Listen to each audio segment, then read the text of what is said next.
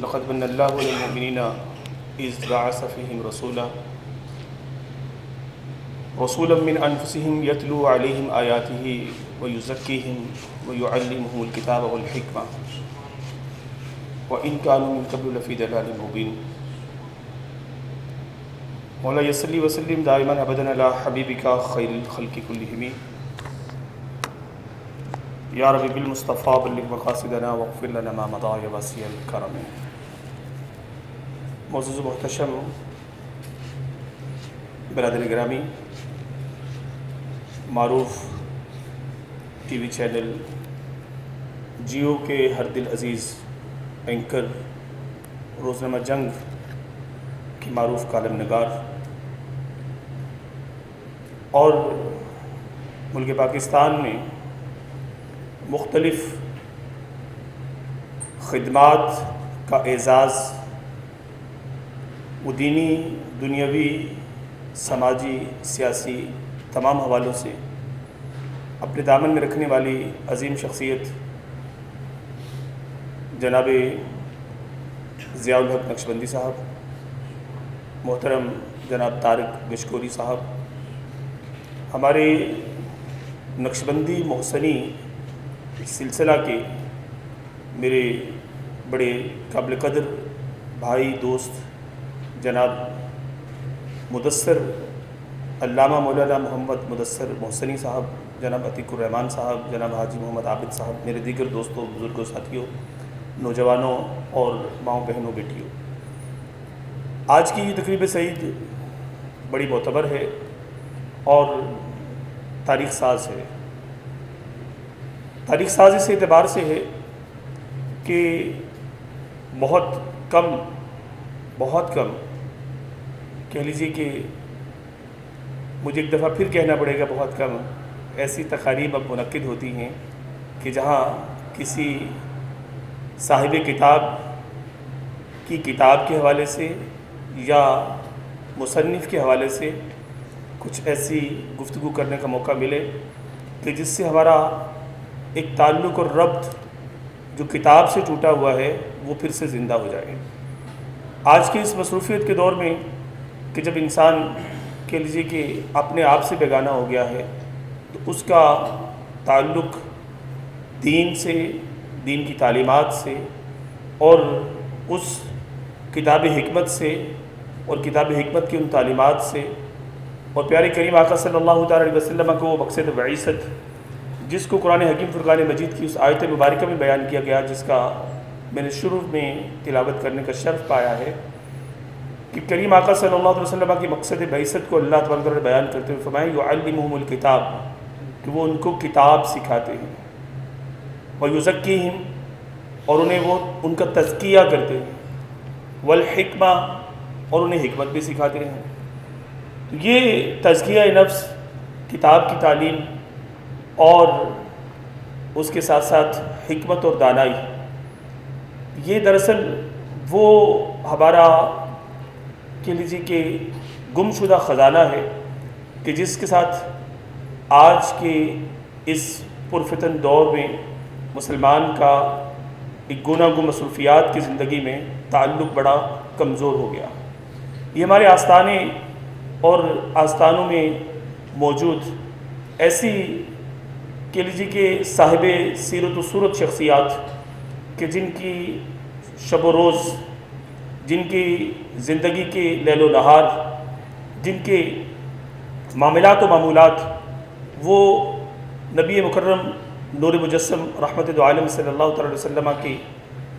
سنتوں کے آئینہ دار ہوتے ہیں۔ دراصل یہی وہ لوگ ہیں کہ جو حقیقت میں صاحبان طریقت ہونے کا تاج اپنے سروں پہ رکھتے ہیں۔ ابھی بات نقشبند سلسلہ کے ایک سرخیل مجدد الافسانی رحمۃ اللہ تعالیٰ علیہ کے حوالے سے ہو رہی تھی، تو مجھے بیٹھے بیٹھے بات یاد آ رہی تھی۔ مکتوبات شریف میں آپ ایک بات ارشاد فرماتے ہیں کہ یہ شریعت اسلامیہ جو ہے، شریعت کے ضابطے جو ہیں، یہ راہ طریقت میں ان کی اہمیت کیا ہے۔ آپ فرماتے ہیں کہ طریقت یہ شریعت کی ایک لونڈی ہے کہ جو بھی راہ طریقت کا کہہ لیجیے کہ رہنما ہوگا یا پھر راہ طریقت کا مسافر ہوگا، اسے یہ لازم ہے کہ وہ شریعت اسلامیہ کا پابند ہو، وہ احکامات الہیہ کا آئینہ دار ہو، وہ فرامین مصطفیٰ صلی اللہ تعالیٰ علیہ وسلم کی ایک مکمل اور کامل اور چلتی پھرتی تصویر ہو۔ اور پھر جب وہ ایسا کہہ لیجیے کہ حال اپنا بنا لیتا ہے تو اللہ تبارک و تعالیٰ اس صاحب حال کو جو ہے وہ سیف زبان کر دیتا ہے، اس کی زبان سے نکلی ہوئی باتیں پھر جو ہیں وہ کن کی طاقت پا جاتی ہیں، اور پھر وہ زمانے میں کہہ لیجیے کہ اس انداز سے اللہ تبارک و تعالیٰ ان باتوں کو، ان اقوال کو، ان فرامین کو ایک جاودانی حیات عطا فرماتا ہے کہ صدیاں گزرتی چلی جاتی ہیں، وقت جو ہے وہ اپنی رفتار سے آگے بڑھتا چلا جاتا ہے، مگر وہ نقوش، وہ باتیں، وہ یادیں، وہ تحریریں، وہ ایک حیات جاودانی اور ایک دوام پا کے وہ ہمیشہ کے لیے اللہ تبارک و تعالیٰ ان کو لوگوں کے لیے ہدایت کا سامان اور لوگوں کے لیے مشکلات سے نجات کا ذریعہ اور لوگوں کے لیے تعلق باللہ جوڑنے کا ذریعہ اور عشق مصطفیٰ صلی اللہ تعالیٰ علیہ وسلم سے اپنے قلوب کو منور اور اجاگر اور بیدار کرنے کا سامان اور ذریعہ اور سبب بنا دیتا ہے۔ وقت جو ہے وہ ان چیزوں کو پرانا نہیں کرتا، ان کو گواتا نہیں، وہ کبھی یاد ماضی نہیں بنتی، بلکہ وہ ہر دور کے لوگوں کے لیے ایک حیات کا، ایک رہنمائی کا، ایک کہہ لیجیے کہ تعلق باللہ کا سبب اور سامان بن کے ہمیشہ کے لیے باقی ہو جاتی ہے۔ میرے سامنے بہت سی تصانیف کی ایک لسٹ بھی موجود ہے جو الحمدللہ مکتبہ المحسن کی طرف سے شائع ہوئی، مگر خاص طور پہ مجربات محسن کتاب جس کی میں نے الحمدللہ اس سے پہلے بھی زیارت بھی کی، کچھ ورق گردانی کی بھی سعادت حاصل ہوئی، لیکن آج خصوصیت کے ساتھ جب میں نے الحمدللہ اس کتاب کو دیکھا تو اس کتاب کے اندر ہی اس کی غرض تصنیف بھی موجود ہے کہ جس کو پڑھ کے آپ اس بات کا اندازہ لگا سکتے ہیں کہ آخر اس کتاب کو لکھنے کی ضرورت کیوں پیش آئی۔ لیکن دراصل میں جو آج کی اس سٹیج کی وساطت سے آپ احباب کو بات کرنا چاہوں گا وہ یہ ہے کہ اللہ تبارک و تعالیٰ نے قرآن حکیم فرقان مجید کو جو نازل فرمایا تو اس کتاب حکمت کو رب تعالیٰ عز و جل نے ہمارے لیے دنیا کے ہر پہلو، زندگی کے ہر پہلو اور تمام تر نظام زندگی، نظام حیات کے لیے رب تعالیٰ عز و جل نے اس کتاب حکمت، کتاب ہدایت کو ہمارے لیے مینارہ نور بنایا۔ لیکن آج اس مینارہ نور کو چھوڑ کے اپنا تعلق بالقرآن جو ہے وہ ہم نے کمزور کر کے ہدایت کا سامان کہیں دائیں بائیں سے ڈھونڈنا شروع کر دیا، جس کے سبب سے امت جو ہے وہ مختلف نہ صرف طبقوں میں بٹی بلکہ کہہ لیجیے کہ طرح طرح کے فرقوں کا کہہ لیجیے کہ شکار ہو کے اور گمراہی کے رستوں پر اس انداز سے نکل گئی کہ نہ صرف قرآن سے تعلق ختم ہوا بلکہ صاحب قرآن سے بھی ہمارا تعلق جو ہے وہ کمزور سے کمزور تر ہوتا چلا گیا۔ نبی کریم صلی اللہ تعالیٰ علیہ وسلم کی تعلیمات مقدسہ کا جو یہ مجموعہ ہے اور قرآن پاک کی آیات بینات کا ایک کہہ لیجیے کہ ایکسٹریکٹ اس انداز سے کہ زندگی کے مختلف فیزز میں ہمیں کس طرح سے جو ہے وہ اس کے جو لائف کے سوشل اسپیکٹس ہیں یا اس کے کہہ لیجیے کہ پولیٹیکل اسپیکٹس ہیں یا اس کے ہمارے کہہ لیجیے کہ بالکل ذاتی قسم کے حوالے ہیں، ان میں ہم کس طرح سے قرآن حکیم فرقان مجید کے اس نور سے اپنے قلب و باطن کو منور کر سکتے ہیں، اپنی دلوں کو جلا بخش سکتے ہیں، اپنی زندگی میں سکون داخل کر سکتے ہیں، کس طرح سے ہمارے زندگی میں پیش آنے والے وہ طرح طرح کے مسائل کہ جن کی وجہ سے آج کا ہر گھرانہ اور گھرانے کا ہر فرد طرح طرح کے مسائل، مشکلات اور کہہ لیجیے کہ مشکلات و مسائل کا شکار نظر آتا ہے، ان سے نجات کیسے حاصل کی جا سکتی ہے۔ وہ اللہ تبارک و تعالیٰ کے اولیاء کاملین کہ جن کی بارگاہیں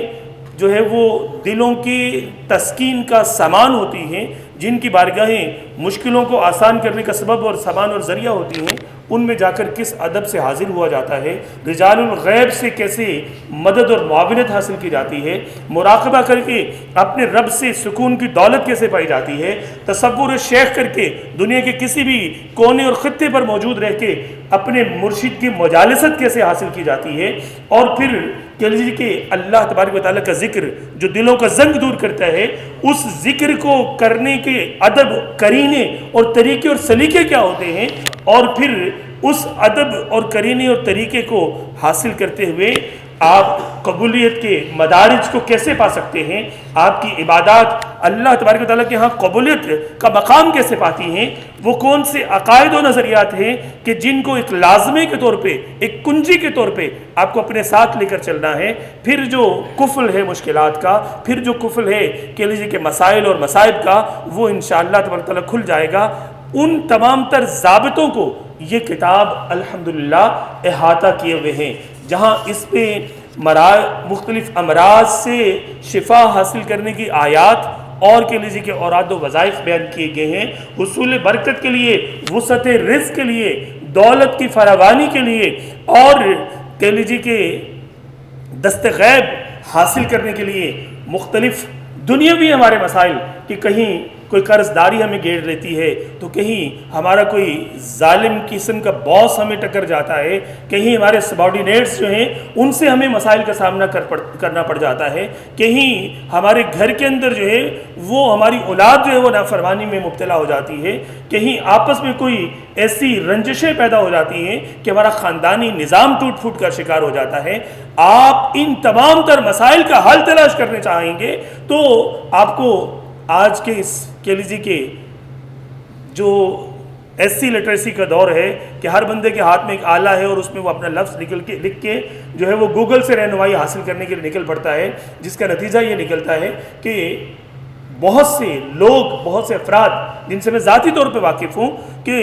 وہ پھر وہاں سے کچھ رہنمائی لے کے یا کہہ لیجیے کہ مختلف مجلے، مختلف بازار میں ملنے والی ایسی غیر معیاری قسم کی کتابیں کہ جن کے ذریعے سے وہ اوراد و وظائف مختلف کہہ لیجیے کہ ماہناموں میں، مختلف روزناموں میں شائع ہونے والی تحریریں پڑھ کے وہ اپنے لیے کچھ تسکین کا سامان کرنے کے لیے نکلتے ہیں، نتیجہ جو ہے وہ اس کے برعکس حاصل ہوتا ہے، وہ الٹا اسلام کی تعلیمات سے، بانی اسلام صلی اللہ تعالی علیہ وسلم کی محبت سے اپنے سینوں کو خالی کر جاتے ہیں۔ ہوتا یہ ہے کہ وہ اس کو درست طریقے سے ادا نہیں کر پاتے، درست طریقے سے اس عمل کو نہیں کر پاتے، اس کے جو اعراب ہیں، اس کی جو ادائیگی ہے اس کا وہ اہتمام نہیں کر پاتے، اور پھر وہ ہوتا یہ ہے کہ جی نہیں، ان کے اندر تو کوئی تاثیر نہیں ہے۔ یہ اوراد، یہ وظائف، یہ تاثیر کا تیر بن کے ہدف پہ کیسے جا کے لگتے ہیں، یہ مجربات محسن جو ہے آپ کو یہ رہنمائی دیتی ہے۔ الحمدللہ آرات کے حوالے سے پوری درستگی پائی جاتی ہے، عقائد و نظریات کے حوالے سے پوری جو ہے وہ اس کے اندر رہنمائی پائی جاتی ہے، اور پھر ہم قرآن و سنت کے ان اوراد و وظائف سے اپنے لیے اپنی بخشش کا، اپنی دنیاوی حیات کا، اپنی اخروی حیات کا، اپنی قبر کو روشن کرنے کا، اپنے باطن کو منور کرنے کا، اپنے قلب و فکر کو تسکین دینے کا، اپنی نظروں میں وہ کہہ لیجیے کہ نورانیت حاصل کرنے کا کہ جس کے ذریعے سے ہمیں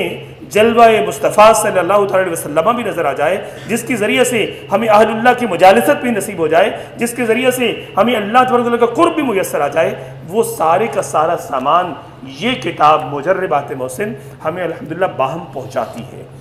اور مجھے غالباً حضرت بابا فرید الدین مسعود گنج شکر رحمۃ اللہ تعالیٰ علیہ کے فرمان ہے، آپ اپنے شیخ کامل علیہ رحمہ کی جو ملفوظات ہیں ان کو نقل کرتے ہوئے اور ان کو اکٹھا کرتے ہوئے فرماتے ہیں کہ جو اہل اللہ کی باتیں ہوتی ہیں ان کو پڑھنا یہ ان کی مجالست کے مترادف ہوتا ہے۔ تو آپ کسی بھی لمحے اس کتاب کو پڑھ کے دیکھیے، یہ میں آپ کو دعوت فکر دے رہا ہوں، اس کتاب کو جب آپ پڑھیں گے تو انشاءاللہ تبارک و تعالیٰ آپ کے دل میں یہ احساس بیدار ہوگا کہ ہم واقعتاً صرف ایک کتاب جو کسی اوراد و وظائف کی یا کسی کہہ لیجیے کہ مختلف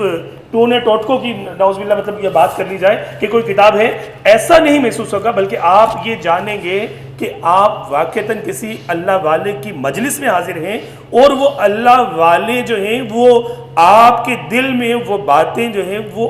نہ صرف آپ کے دل میں القاء کر رہے ہیں بلکہ اس کی تاثیر آپ کو بہت جلد جو ہے وہ اپنے ظاہر میں، اپنے باطن میں، اپنے گرد و پیش میں، اپنے معاملات و معمولات میں نصیب ہونا شروع ہو جائے گی۔ شجرہ عالیہ، نقش بندیہ، محسنیہ سے لے کر میں نے آپ کو بتایا کہ دنیاوی جاہ و منصب اور جاہ و جلال اور دولت سے لے کر قبر و آخرت کے اعلیٰ ترین منازل اور مقامات اور رب قادر و کریم کی بارگاہ میں قرب کی منزلیں اور نبی رحمت صلی اللہ علیہ وسلم کے عشق کا فیضان یہ اپنے دلوں میں کیسے اتارا جاتا ہے، یہ سارے کا سارا فیضان ایک جگہ پہ جمع کر دیا جائے تو اس کا نام مجربات محسن ہے۔ اللہ تعالی ہمیں اس سے برکات حاصل کرنے کی توفیق عطا فرمائے۔ واخر دعوانا الحمدللہ۔